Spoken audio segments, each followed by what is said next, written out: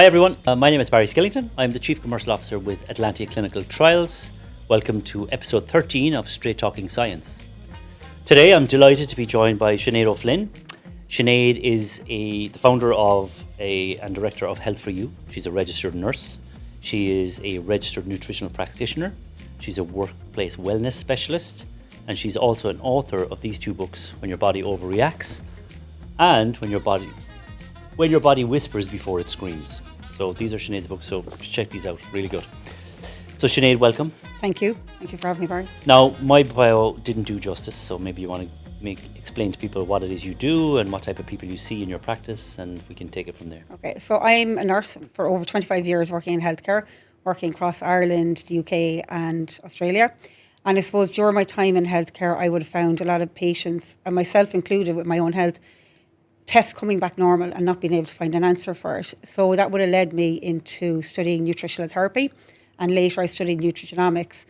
So I developed Health for You in 2020. Actually, the week before we went into lockdown was when I launched my first website.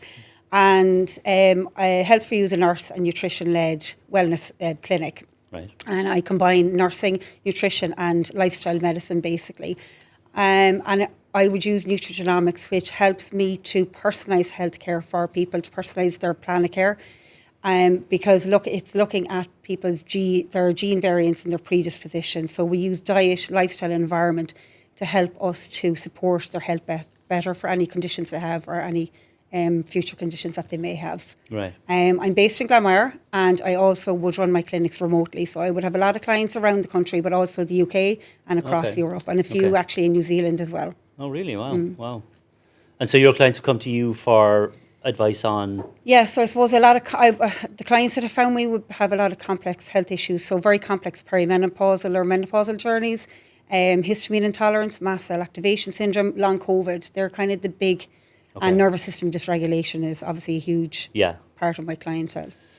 Okay, that's really good. So I suppose that leads us into the question on the table today is, well, the topic that we wanted to talk about is nervous system regulation. So like we all experience stress, but at what point does it become an issue when it tips over into interrupted sleep, poor digestion, poor lifestyle habits? So starting with the whole notion of nervous system regulation, everybody's talking about their nervous system, okay? And, you know, like, why is everyone talking about their nervous system suddenly? Is it a brand new topic? Or is it that people are feeling suddenly very stressed? Or is it because everybody else feels stressed? So what do you think? What's your take on it? I just think maybe people are seeing more on social media. So they're seeing someone talk about it, and they see a lot of themselves maybe in the symptoms that are being spoken about on those channels. So they recognise that in themselves and will automatically assume then that that's what is wrong with them. But I suppose the big thing is that, and social media is great to provide information for people, but I guess people jump on that information without maybe researching into what something might be. And I suppose social media is kind of letting people feel like nervous system regulation is about being calm, which it's not. Yeah, it's not. It's not. It's more than that. It's more than that, yeah. Okay, so like, because I mean, I'm guilty as charged. Social media, checking out all these things, like there's apps, Calm. There's things that tell you about breathing, about mindfulness. And we were chatting earlier, like about taking your shoes off and connecting with the earth. And like they're all part of the solution, but they're not solutions in and of themselves. Yeah. So when we see, like when people say nervous system regulation, like, okay, let's start at maybe the start, the nervous system. What we know about the nervous system from our basic biology is like, so it connects your body to the outside world, and it warns you in terms of pain and heat and pressure and everything else. But there's other nervous systems at play within our body, isn't there? Yeah, well, we have the sympathetic nervous system, which is what your body subconsciously does, like digesting your food, your heart beating, your heart rate, your bodily temperatures. And we have the parasympathetic nervous system, which helps to reduce everything. So you can think of the sympathetic nervous system as like the accelerator in a car. So if your body feels a threat, for whatever threat that might be, and in I suppose modern day society, that might be having highly processed sugar for your meal or having caffeine before maybe you've eaten something, and your body will automatically go into that fight or flight state. Yeah. The parasympathetic nervous system is like the brake then on the car. It's to things down, calm things and bring it back down. So it's natural for our body to go into that fight or flight state. Yeah. That's what protects us and that's what keeps our body functioning and in survival mode.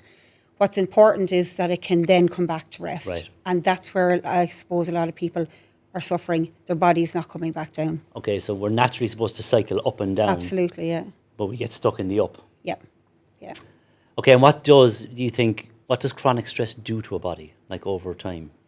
Yeah, I'm so assuming it's chronic different stress for over time will bring physiological symptoms. So it can bring any number of symptoms, from digestive symptoms. Somebody might have alterating bowel habits, they might get bloating, they might have gas, they might experience reflux like heartburn, they might get headaches, migraines, they might have skin flare-ups. Okay. And I guess it's because the gut and brain axis are interconnected with the vagus nerve, so they're constantly talking to one another. So it's really Yes. important to support both together when you're trying to support your health.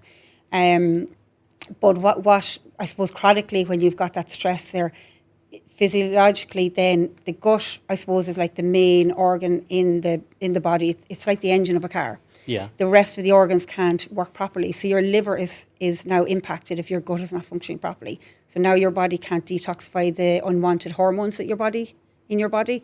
And that's when things like the skin flare-ups and migraines and headaches can start to come about. Okay. So And different for different people, I assume? Like, absolutely. yeah. Everybody's different. We all are individualised. So Yeah. what works for you is not going to work for me, or most likely won't work for me. Yeah. And that kind of leads into what you were saying earlier about the personalised approach, because while there's common tools in the toolbox, we all use different tools to get the job get the job done. Yeah, exactly. Yeah. To bring us back into that regulation state. Yeah. So we're on social media, we're all looking at each other, we're all stressed, and burnout is now coming up, like we're all burned out. And burnout is a real thing. And I mean, there's a lot of people probably that I know that would be burned out, maybe myself.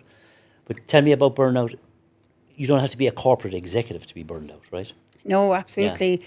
I mean, I suppose predominantly you will see a lot of mothers burnt out in the homes from the work they have, or they may be working and have the home life as well and have a lot of burden on them. But you will see people, professional women, who will have burnout as well, because again, they're trying to juggle a lot. Yes. But you see it in men also. And I think particularly from what I would see in my own practice, men don't realise they're in that burnout, and you might become irritable. Like everyday life becomes an overwhelm. Just doing, like particularly for women, for mothers, just putting the washing on or having to prepare the dinner or decide what you're going to cook for the week can become a mammoth of a task. And that's burnout. Okay. And what can we do about burnout?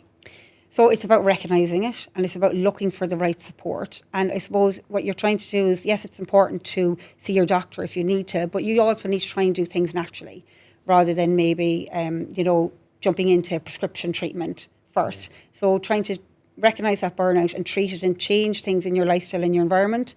Because again, I suppose we'll all put that blame back on something like, it's work, or it's the school, or it's a certain group that I'm in, or it's my sports team or whatever. Not recognising that it's happening within you, and your reactions are because of what's happening in your body and not what's around you. So your environment is really important, as much as boundaries are.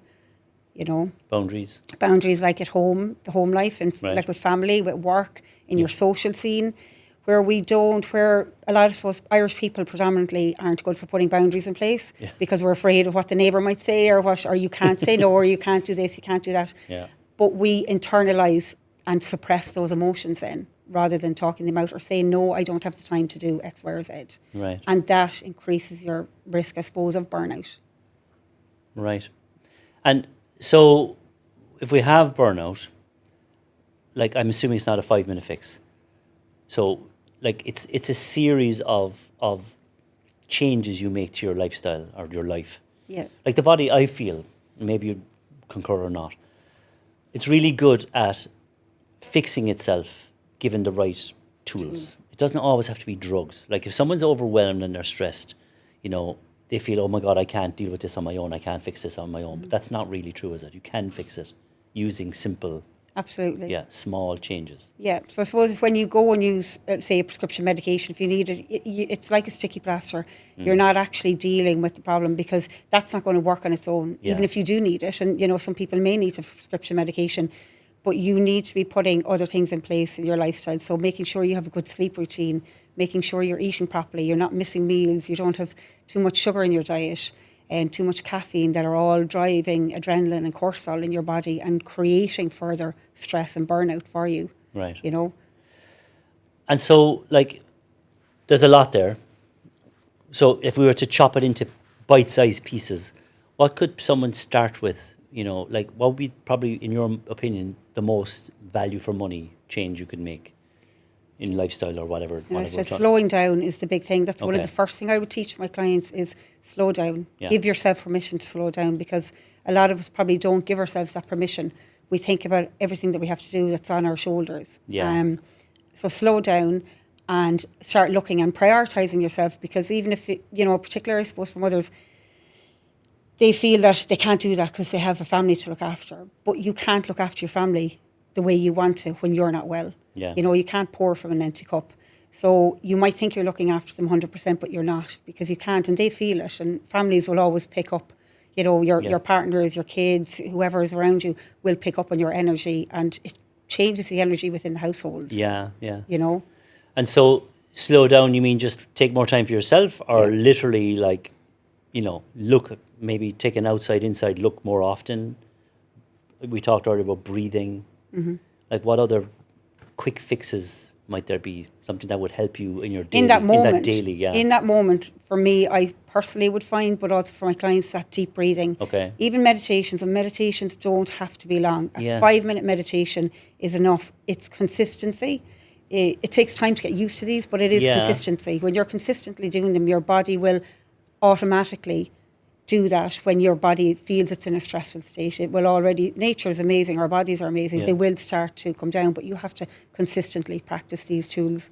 So meditation, like, so do you have to learn how to meditate first? No, and like a lot of the time I would say to my clients, even if you find meditation difficult, put it on when you're going to sleep. Your Okay. brain will still hear it. Yeah. So you might be asleep, but it will still go in. Okay. And it will just, I suppose it's like training your brain, isn't it? To recognise when it needs to calm itself down. And meditation is connected into the mindfulness? Yeah, to mindfulness. Yeah. And you, like for myself, I would do a lot of what is called white light meditation. Okay. So it's about creating this kind of aura around you of protection, because obviously in my line of work with a lot of chronic illness, you're dealing with people who've had a lot of negativity in their life. Yeah. So consultations can be quite heavy. So I need to protect my own health in that space. Yes. And I would find that they work extremely well. We don't have studies behind them to back them up, unfortunately, because it's an intervention that's extremely difficult and Yeah, so too costly to Okay. run clinical trials on. Yeah. But it works, you know. Right. It works for me. You know, it's finding a tool that works for you, that one is not harmful, and two is helping you to manage and support that burnout or reduce your risk. And so, like, I mean, it's such a vast area and there's so many avenues you could explore, but like even that, I suppose, energy thing, the piece around negativity. So other people's energy can affect your energy, and as such, like, where the protection piece, I understand. So if I'm depressed, or if I feel overwhelmed and I'm really stressed out, I could start by breathing, some mindfulness, slow down. What are the changes? Like, so can I make, I know dietary. Diet is interventions probably- important. Obviously, yeah. making sure that you're not eating highly processed foods and a lot of sugar. That's Okay. going to impact your health. Yeah. Because you need to eat nutrients that are supporting your serotonin levels. I mean, your serotonin is made in your gut, and Yeah. that's your mood stabilizer. So you have to eat foods, tryptophan type foods, turkeys, eggs, chicken, that kind of thing, to support the production of the serotonin. Okay. So you're not eating food to make it. You're eating food that will help to produce the body to produce the serotonin. So they're the kind of things you can do. But before you do that, because that can become overwhelming, I think, for a lot of people, because they're looking at lists and they don't know what to do with this list or that list, or Yeah. that's conflicting with that one. Start with the lifestyle. Start with realising you don't have to be perfect. Right. Life is not perfect, and you just have to slow down, give yourself space in the world. Yeah. And that's another, like, so stress is normal, and like to be stressed sometimes is just to be human, right? Mm-hmm. And so we shouldn't be afraid to be stressed. We can't be not stressed all the time, but it's more when it's out of whack and you feel stressed. And you can't More than you control should. it. Yeah, like exercise I is was getting on stress. top of you. And exercise is Yeah. a form of healthy stress. Yeah. But for some people who are unwell, that exercise actually can create bad stress for them. Okay. Because they might have something like a post-viral illness, and they might have exercise intolerance. And exercise then becomes something that's not healthy for their body. Yeah. So it's about recognizing your symptoms, listening to your body, Yeah. because we're all our own gatekeepers. Nobody knows our bodies. Yes. Only yourself. So somebody else can't tell you what will work for you, because only you know how you feel. And you try things, and if you feel it supports you, that's what you continue doing. But we're not always the best at hearing, I guess. No, we're not. Yeah. So sometimes it takes a bit of practice to hear what your body's saying in order to be able to fix it. Yeah, or looking for support, looking for practitioners that can help you maybe to input or to implement some tools. They're the things you can do, but to do things free and natural, start with giving yourself time out and that deep breathing. Like when I say deep breathing, it doesn't really, to me, I breathe in for 4, I hold for 4, and I breathe out for 8. Okay. So the double breath out helps to calm down my nervous system. It doesn't matter the number. You could do 5, 5 and 10. It really doesn't matter. Okay. You can do box breathing. Whatever breathing works for you that helps to calm your nervous system down is what's important. But you do it when you go to the toilet. Do it when you're boiling the kettle. Okay. You just make it become part of your daily practice, that you're not even thinking about it. Yeah. You don't put it into your schedule as, I'll do that now at that time of the day, or it's something you have to keep doing consistently. And so, like, there's some questions here about, like, the rapid questions about, but where does the science and social media and even anecdotal, where do they all start to depart from each other? So you talked earlier about, like, there's not a lot of clinical evidence around some of these therapies because they're very subjective. And to be honest, like, we do clinical trials. Yeah. And clinical trials come down to who's paying for the trial. Yeah. So it comes to money, to funding, Yeah, pharma companies or governments or, or just private companies. And so if you can't cash in on the therapy, nobody's willing to pay for a clinical trial. And maybe that's a lot of it as to why not. But I'm sure there is some evidence around subjective measures, like definitely around, there's got to be something around breathing and controlling, regulating your nervous system through self-help techniques. There's got to be some stuff. There are, but they are small studies and small-scale studies. So again, a lot of them are going to be qualitative. So they're going to be looking at the quality of life more so than quantitative, where you've data, and that's the research that's used for, I suppose, changing protocols and guidelines. Yeah. So, but while the studies aren't there, it doesn't mean that it doesn't work. Yes. It also doesn't mean that yes, it is a runner and that is something that works, but it doesn't mean that it doesn't work. And if it's not harmful, there's no harm in somebody doing something that helps them to slow down and get back into nature. And do you feel so when you see the patients or the clients you meet, like, do you think that the practice you run, could it be integrated more into mainstream medicine? Should it be integrated? Should some of these techniques be mainstream medicine? Oh, absolutely. I think there should be total integration, with the therapies that I would use and traditional medicine. There's absolutely a huge place for it. I suppose current healthcare, there isn't the time. People don't have the time. Doctors and nurses don't have the time to sit down, to go through, and it doesn't happen in one session. It needs to be more regular, and that's, I suppose, where traditional healthcare falls back in this space. But do you think they've become more reticent of the fact that these therapies exist, and do they allude to their patients that there is these other things you can try? I think more traditional. I think some of them do, but because there isn't the research stats to back it up, they don't want to. They're a little bit standoffish from it, which I understand. From my nursing point of view. But I also see, if something is not harmful, I don't see an issue with letting somebody know and being honest with them and saying, look, this has been seen to be beneficial. There are no robust studies to say it does X, Y, and Z. To let them know, so there isn't that. But yes, it does appear to be beneficial. Patients just want honesty. They want communication. And, like, humans have been humans for a very long time. And while the new world creates stresses that we talked about, like some of the social media creating social stress, but there's always been social stress. Like back in clans in caves, if people didn't think they don't like me, that's a social stress, So there wasn't a finance structured system, but there was a barter system, there was a food hunting, So my point being, the nervous system hasn't changed. Stresses on us psychologically and physically haven't changed. They've just changed how they manifest and present themselves through phones and computers. And so we've always been able to deal with stress ourselves prior to drugs. So I suppose what I'm trying to get at is the fundamentals of these type of techniques they go back in history long before pharmaceuticals do. And those that were good at practicing breathing and positive manifestation and whatever it was, connecting to the world, are the ones that were more successful, I would assume, at staying sane. Yeah, just their nervous system did what it was supposed to do. Yeah, exactly. They went into that fight or flight and they came back down. I guess because modern day life is so... so frenetic. Yeah, everyone is on 24/7. Yeah. There's constant emails, WhatsApp groups, there's so much for people, and people think they have to reply straight away. And then, like, I would see people, where people will, I suppose, hide their read time, their read stamp, because they don't want someone because they feel under pressure that, they know I've read it, I have to answer. Yeah. They're the things we have to forgive ourselves for. We're not open 24/7. Yeah.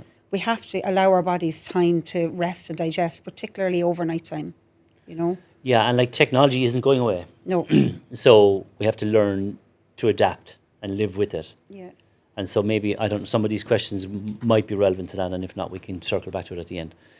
So there's a couple of hypes out there, like this rapid fire, so that people can tell the difference between maybe evidence-based and just anecdotal or hocus pocus. So tell me what you think. You can reset your nervous system in 5 minutes. No, you can't. You can help to calm it down. You can calm down your nervous system, but you're not going to reset it. Okay. You're not resetting your nervous system. That's the difference. That's the difference. You need to regulate it so that it can do the job it was meant to do in the first place. Yeah. What nature intended. Yes, those 5 minutes will help, but no, they're not going to do it in 5 minutes. Cold showers regulate your nervous system. They help, but no, they don't regulate it. And again, while they're really beneficial, like cold water swimming and everything, obviously they're contraindicated in certain people who might have cardiovascular disease or heart arrhythmias or somebody who has poorly controlled asthma. Right. So again, this is where personalisation is really important. And could you advise somebody, because if you jump into the cold ocean, there's the cortisol response, right? It's a stress response. Yeah, absolutely, stress response. Yeah.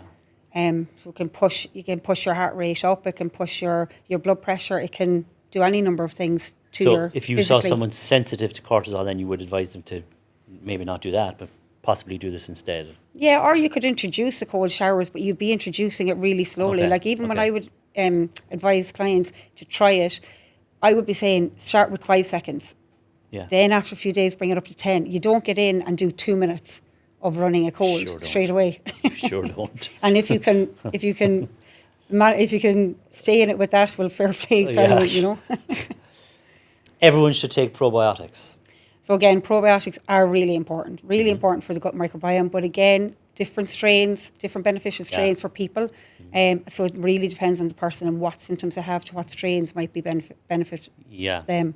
And a lot of that is, we've talked many times on this podcast about fermented foods and probiotics and different strains you can buy, and then foods you can eat for prebiotics that you can grow yourself. But yes, highly dependent on your gut, and every microbiome is different. Yeah. Okay, so your vagus nerve is the key to healing everything. So no, it's one of the key things. So there are many contributing factors of everything else that will help support the vagus nerve. It is really important, but it's not the only thing. Okay. Yeah. Just for, I suppose, information for people, the vagus nerve is? So that's the connection between the gut and the brain in the gut-brain axis. Yeah. So it's how they talk to each other. And that's what I was saying earlier. It's really important that you support your gut and your brain together, because if your gut is impacted, it impacts your nervous system. It impacts that brain and how it will respond to stress. But equally, vice versa, you can end up in that catch-22. Your brain can be impacting and depleting the microbiome when it's in that stress mode, because we know that stress will deplete the microbiome. Yeah. So it's really, really important to support the two of them together. So the vagus nerve is really important, but it's not the only thing. Okay. And like that balance in that system is would you say it's a delicate balance? Yeah, it's very delicate, and it can be particularly what's happening for somebody. And if they're having very complex symptoms or very complex health issues, it's one of the very difficult things to manage, to support the gut and the nervous system together. But it absolutely can be done, with motivation and... And so, like, we do some trials, as people know, and medical device trials. So one of the newer things coming on market now are vagus nerve stimulators. Mm-hmm. And so they're used to calm people down. And again, just another tool in the toolbox, not a fix, just another thing that might give you temporary relief when you get overwhelmed. Do you think people, if people get super stressed and they get overwhelmed, it's temporary usually. Do you think anybody stays in that state, like if you stay there for a very long time? We've talked about what it does to your body, but like, do you think these techniques that we've outlined, can you bring you back quickly? I mean, is it about learning how to manage yourself more than anything else? Yeah, it's about understanding your body, so that you know what works and what doesn't work for you, so that you can put the right things in place. They're all tools and they all help. But sometimes the more tools you put in that box, you stop using them after a time. Yeah. And you forget what worked. And it can be a lot more stressful when you're trying to introduce too much. Right. So sometimes I would say to people, same with food, you know, a lot of my clients with complex health, and I would say, yes, we might need to eliminate certain foods until things start to settle down for you. But if that is creating more stress for you than having the food itself, forget it. Just don't worry about the food. Let's work on just supporting your nervous system. Right. Because that stress does create more impact in the body. Genetic testing can tell you exactly what to eat. No, so like when I use my Nutrigenomics, it's a guide. It's giving you, it's advising you what you should do, but it's not an instruction to eat X, Y, and Z. Okay, no. Okay. And actually, the genetic testing, what's involved in that? How does so it's a swab of the mouth. It's a genetic swab, Okay. and it goes to, I use labs in the UK and in Canada. Okay. And then it would take a few weeks for reports to come back, but it looks at people's gene variations and their predispositions to, I suppose, advise us in the diet, lifestyle, environment, how those gene variants can be expressed. Okay. So that we know how to try and prevent things. We can't prevent everything. Yeah. But we're trying to prevent or support your health as much as possible. Okay. And it's part of the puzzle. Yeah. It's not the whole thing, it's part of it. Right. You're building up a profile that that guides the advice you give those people. Yeah. The last one here is stress causes all disease. No, so again, it's a contributing factor to everything. Do you think it's a major contributor? It probably, I think if there's studies in years to come, look back, it's probably one of the bigger ones, particularly in this lifetime, because I just think modern day life is so stressful for people and they don't realise how much stress their body's in. It probably is, I don't know what I'd say a percentage, but definitely it is up there. Yeah. But it's not the main factor, but it is definitely a higher percentage. And so cortisol, like elevated cortisol, so we know it has chronic effect on the body, but it has chronic effect on weight as well, doesn't it? I mean, oh yeah, absolutely. So you have this weight gain and visceral fat is elevated cortisol, is it? Yeah.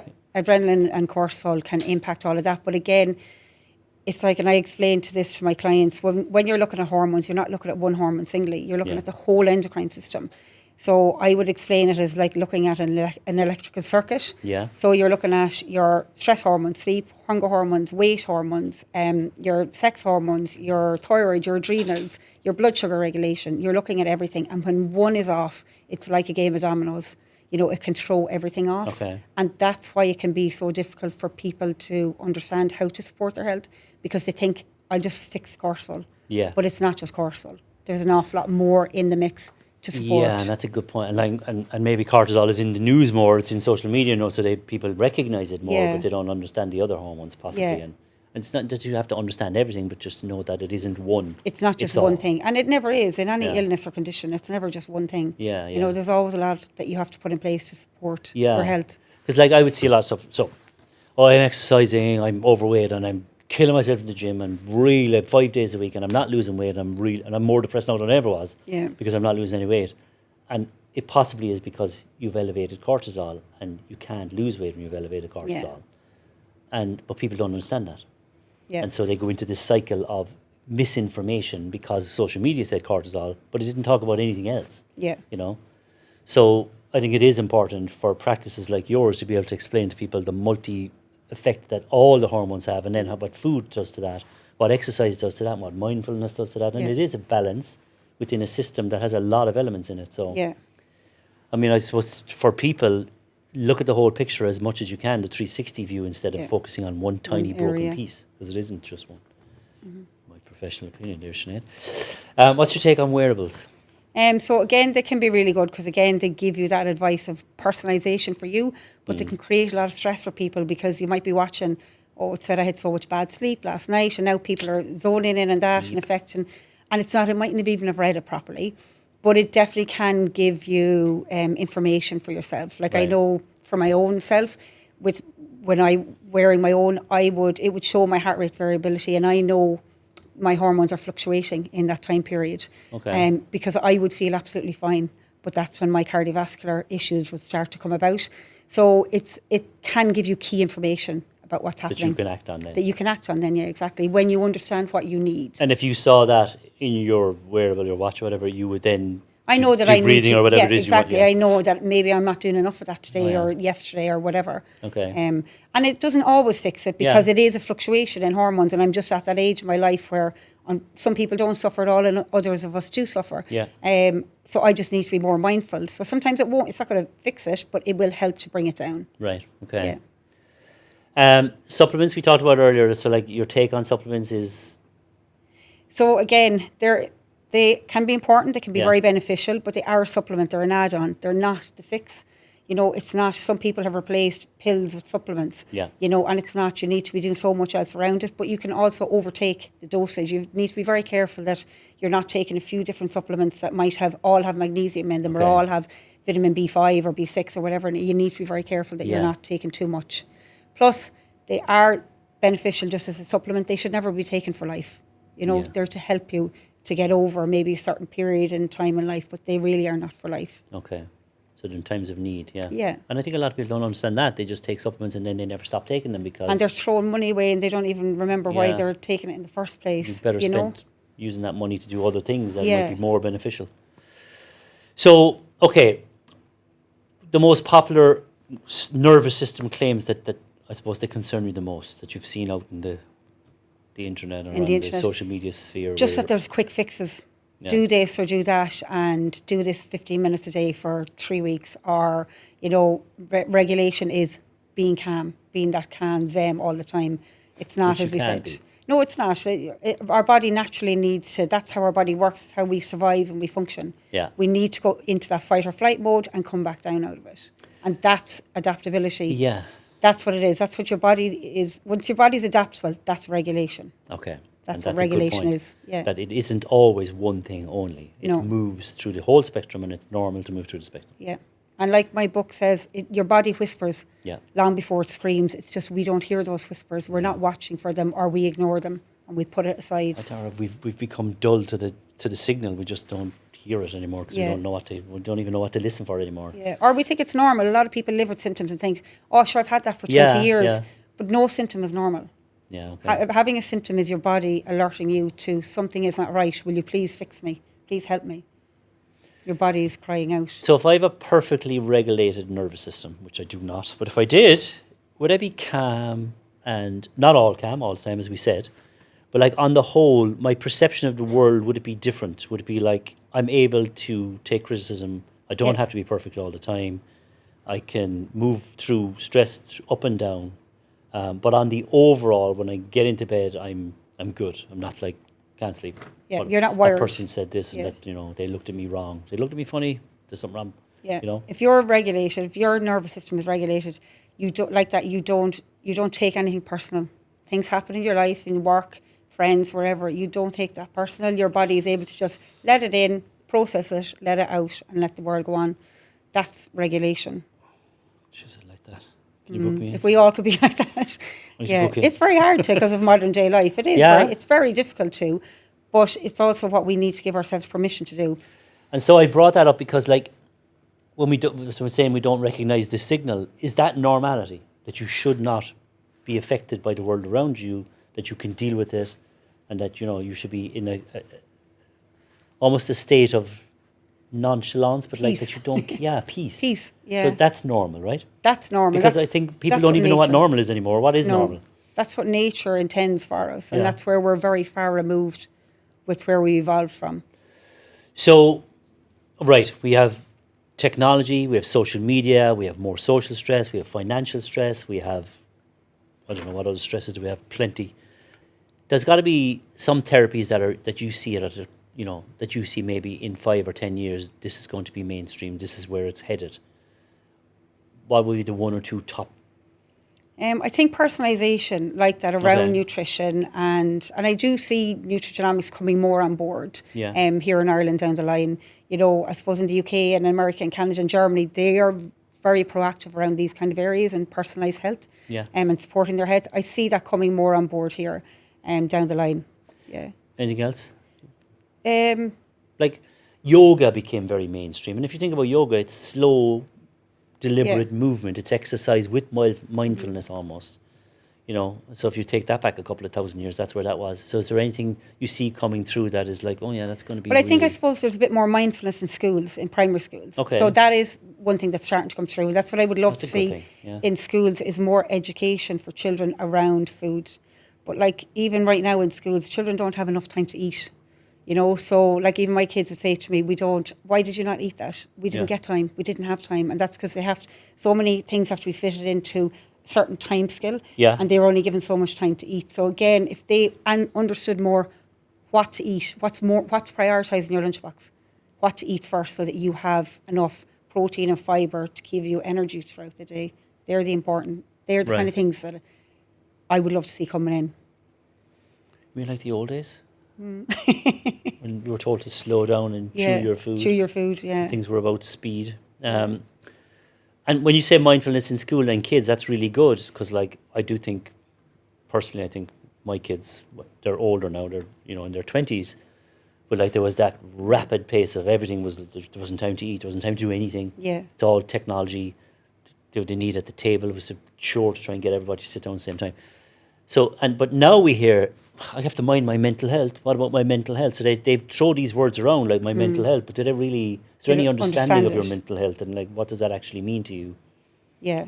And do you think kids in general are being taught, okay, this is what mental health actually is and this is what you're trying to protect, not, you don't use it as a defense mechanism, you know? I think they probably are being taught it a little bit more. I don't know if they fully understand it. Right, it could be but better. They know, but I suppose the thing is, and I know one of my kids is like this, and he's only 9, well, he's nearly 10, he'll look everything up.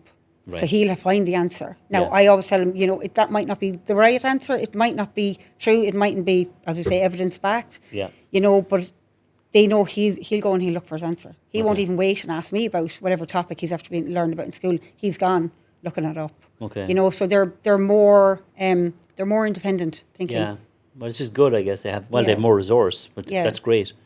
But we could see more. Things could be better. Yeah, yeah. So I know in your book and in your practice, you deal with people with long COVID. Maybe we could touch on it for a moment in terms of what are you seeing in terms of long COVID?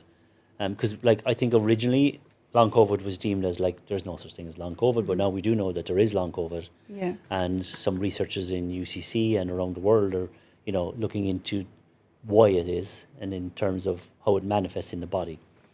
But what are you seeing around people? Like you had said earlier when we were chatting that there was a distinct global stress rise during COVID that some people never left go. Yeah, absolutely. Because I think we were for about 2 years, we were in a state of uncertainty. Yeah. And whether people felt like they were stressed over it or not, we're human. We couldn't not. That's what our body is made to do. And there was a lot of negativity in those 2 years. Yeah. A lot of things went on. So that can't not affect us. And I think then chronically, but it's not even from that chronic stress. Long COVID itself just brought a litany of symptoms, you know, for people. And like pushed a lot of people. For myself, I was pushed further into perimenopause. Right. And exercise intolerance is huge with long COVID. Really, So yeah? anything that affects the immune system, yeah, it's huge. And people don't realise, you think you're doing the right thing, Yeah. and you think you're going out to exercise, but you're feeling worse, and it'll push you back, you know. So a lot of people have to do gentle exercise. Yeah. Particularly after, and it's not just long COVID, but post-viral illnesses can do that anyway. Okay. But yeah, long COVID, that's huge in long COVID. And so exercise intolerance, you can build it back up, but Yeah, but you need to get the body back to Yeah. its right health, and your immune system's back supported, so that you can exercise without it impacting you. Because Okay. obviously exercise is really important. so like we're going to close it with just a couple of, but like just to recap maybe. So the nervous system so it's a physical thing in your body that connects your brain to the outside world essentially, and the rest of you as well. But we talked about a lot of different things. The sympathetic nervous system, the parasympathetic nervous system's mechanisms for coping. If you were to surmise and say, look, okay, everybody just take 1 minute. Look at yourself, just be quiet and look at yourself and think about it for 1 minute. What are the 5 or not even 5. What are the 2 top questions or 3 top questions of saying, okay, am I stressed out? How will I know? If I'm going to reflect and do a quick snapshot of, am I stressed out? Am I burned out? What are my questions for myself? Look at your irritability, how quickly you can become irritable. Okay. If you have a daily task, My just a team will normal. say never. Is that what you say? Never, team, never? Yeah. Look at how you feel with a daily task, whether that's in work or in the home life. Okay. Does it create stress? Do you feel your body kind of rising? Do you feel Okay, that the smallest overwhelm? thing. Yeah, okay. And look at, are you actually giving yourself time out at any stage of the day for you? Just to breathe or just not think? It's a good question, actually, yeah. The answer is probably no, yeah. And so what's the most misunderstood thing about the nervous system, you think? What do people what's the most common misunderstood thing about the nervous system? I think it's that they feel like you have to be calm. Yeah. That's what the nervous system is about being calm and just letting life float by when it's not. As we said, it's regulation. It's your body being adaptable to be in that situation, but for it to come back down. Yeah, and it's part of a complex myriad of systems. It's just one system in 5 or 6 other systems in the body. And it's a system that helps us to survive and function. Yeah. You know, it is the main system for that. Yeah, but we don't give it the credence. We don't we look give after it. our hearts, we look after our vascular system. Because you can't see it. Right. It's something we can't see, so people don't. But we feel it, though. We feel it more than anything else. Yeah. You know. So there's a lot of food for thought there. I mean, it's extremely important. I think we've lost our way a bit. Yeah. You know, I think technology and maybe social media has overrun us, and now we're not quite sure how to be human anymore. Mm-hmm. So, the books you wrote, why did you write them? I suppose just to be able to let people understand. Which one was first? When your body overreacts is first. Right. So this is for people who have really complex health issues like mast cell activation syndrome, long COVID, histamine intolerance, because the reason I wrote this one first is because people are massively suffering, and to help them to try and start a road to recovery. Yeah. And the second one is about before that you get to that stage. So it's about trying to prevent yourself to get to that stage. Okay. So like I said, the body whispers all the time. We wait until it screams before we start to do something. So we just need to be better at hearing the whisper before it turns into a scream. But when you slow down, you hear what happens to your body. Yeah. It's because we're go, go, go all the time. Very good. Sinead, thank you so much for coming in. Thank you for having me, Barry. Thank you. Yeah. So we'll put information on your contactability and your practice in the links. But as usual, like and share the podcast, everybody. The more likes we get, the more shares we get, the more episodes we can do, and the more science we can translate for you. So keep on plugging, keep on watching. Thanks so much for joining.